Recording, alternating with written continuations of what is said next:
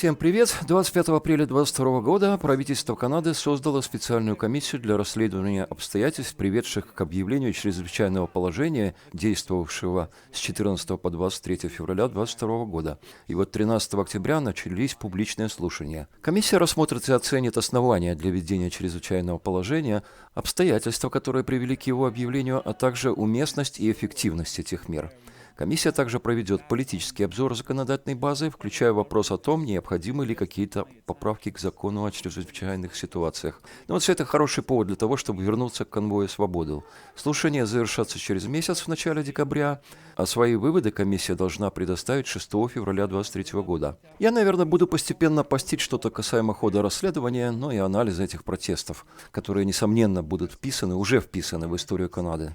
Но какими буквами, золотыми или черными, посмотрим. Сегодня, 3 ноября, 16-й день работы комиссии. Ну и я хочу показать вам два весьма эмоциональных отрывка из показаний одного из организаторов протеста, Тамары Лич.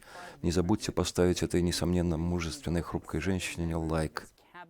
How had COVID-19 restrictions or mandates affected you personally? Well, I lost my job. My husband also lost his job on the same day. My parents run a pilot truck business, and a lot of their business was involved crossing the border, which they were no longer allowed to do. At the time of the convoy, there was rumblings of stopping cross-border, interprovincial, travel if you were unvaccinated. My parents live in Saskatchewan. My grandmother's in Saskatchewan, and I have a daughter and a granddaughter in Manitoba. So I found that incredibly alarming. And why did you lose your job? We were sent home, I guess, in early January because of the Omicron variant. And that combined, obviously, with the downturn in the economy at that time, they closed the shop that I was working at. And the majority of us were laid off. And what shop was that? It was for an oil and gas services company. Were you affected at all by vaccine passports or other restrictions on unvaccinated people? We didn't go out. You know, my husband and I played in a band. We weren't allowed to even go and play. Everything was shut down. That's part of the reason that we went to Manitoba. After we both lost our jobs, we went to visit my daughter and realized that the city that we were in was basically a ghost town, and we would prefer to be out on the farm in the country, helping them on the farm and being productive. What did you want to achieve by participating in the Freedom Convoy? I was hoping that somebody would come and listen to us and listen to the concerns that we had, essentially, about the mandates in particular. The frustration that you were describing with respect to mandates, and why was that? Because I was seeing families torn apart. The suicides in my hometown were so numerous that they stopped reporting them.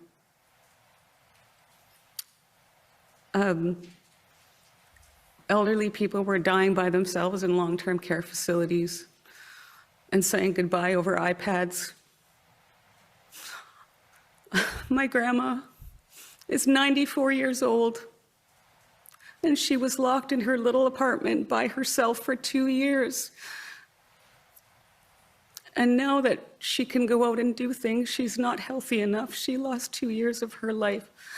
My father is, I'm so sorry. Take your time.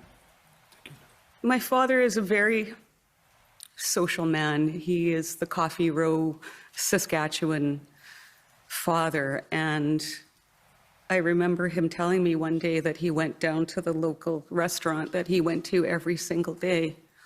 And these are small towns where everybody knows everybody, and he was asked to leave.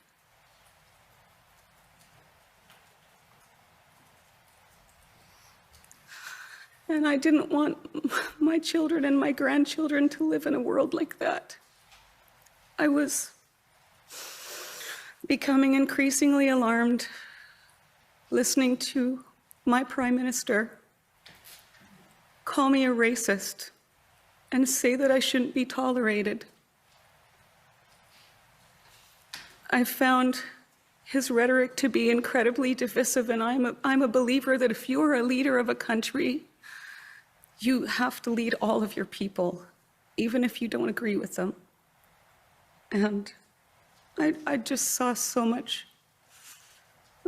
Coming across Canada every day, I heard stories. People, at least 3 people, would tell me they were planning their suicides until we started the convoy. Or stories of people that we were too late.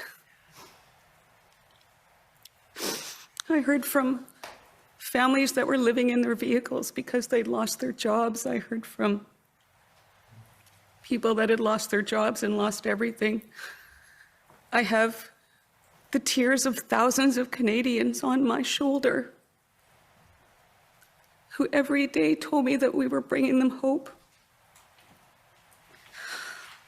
I saw little old ladies praying on their knees on the side of the road, and I saw little children holding signs saying, "Thank you for giving me back my future."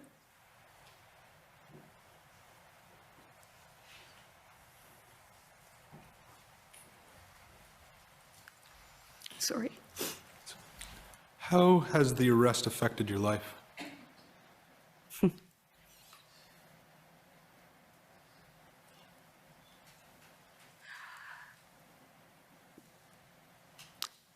I've lost my job. I've lost my freedom of speech. I've lost my freedom to communicate with my friends.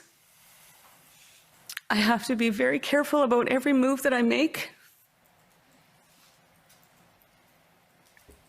I had the police show up at the place that I'm staying last weekend because somebody saw me outside smoking a cigarette.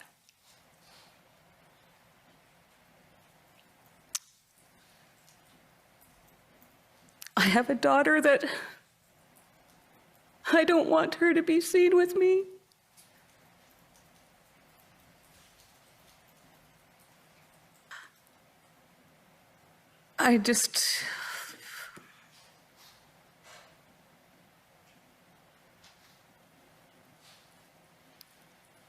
It's definitely affected my life. It's something that I've never been arrested before.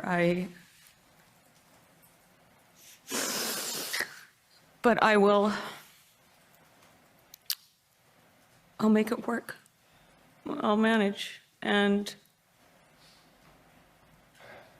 I did everything I felt that I could do in my power through the lives that I was doing.